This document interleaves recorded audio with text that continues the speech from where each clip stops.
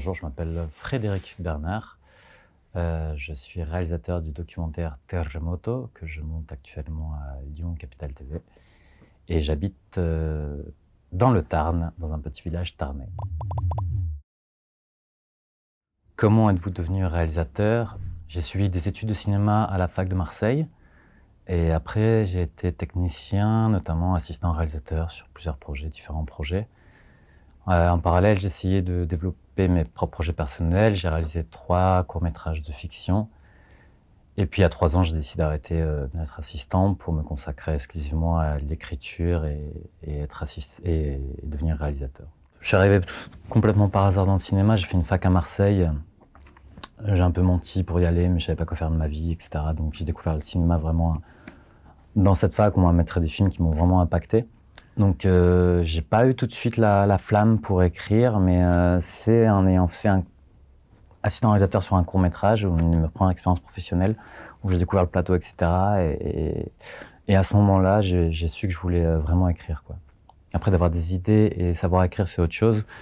Donc il a fallu que je me mette à lire énormément et que j'acquière cette capacité, cette légitimité qui nous échappe un peu toujours, mais d'écrire des propres histoires qui m'intéressent et qui te dit que ça peut aussi intéresser d'autres personnes que toi, quoi.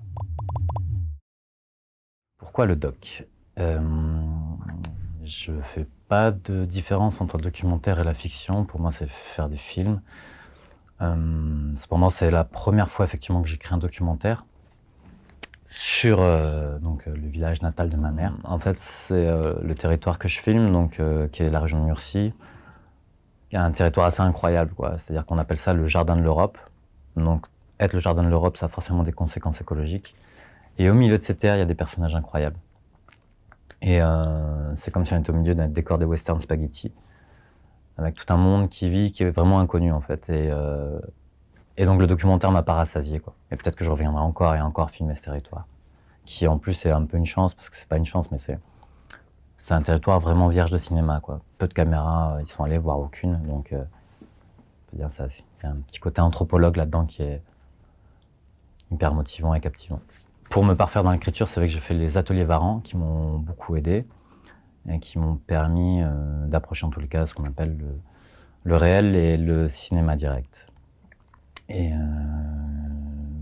à l'avenir, je désire jongler entre les deux, que ce soit entre le documentaire et la fiction. L'important étant de faire des films. Pitchez votre projet.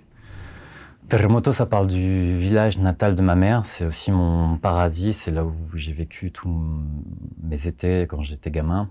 Et c'est un paradis un peu perdu parce que le temps a passé. On ne sait pas ce qu'on va faire de cette maison familiale qu'on a là-bas. Beaucoup de mes amis sont partis ou sont plutôt en mode autodestruction.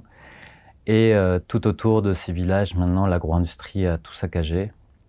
Et je reconnais plus mon village et je reconnais plus mon paradis d'enfance. C'est pas compliqué de faire des films personnels. Je crois que c'est un peu l'essence même du documentaire, c'est-à-dire qu'il faut mettre de l'intime pour faire émerger aussi la question politique et la question sociétale. On y va toujours à reculons de parler de l'intime, jusqu'au moment où, dans l'écriture, ça devient logique de parler de soi, en fait. Et le projet à la base n'était pas du tout centré sur moi. Je voulais parler de mon meilleur ami qui vit encore là-bas, qui est un sculpteur, qui a des problèmes d'addiction, etc. Jusqu'au moment où je me suis rendu compte qu'il fallait que j'élargisse. Et l'élargissement, ça a été de mettre ma mère. Et à partir de là, j'ai compris qu'il fallait que je parle de tout le territoire.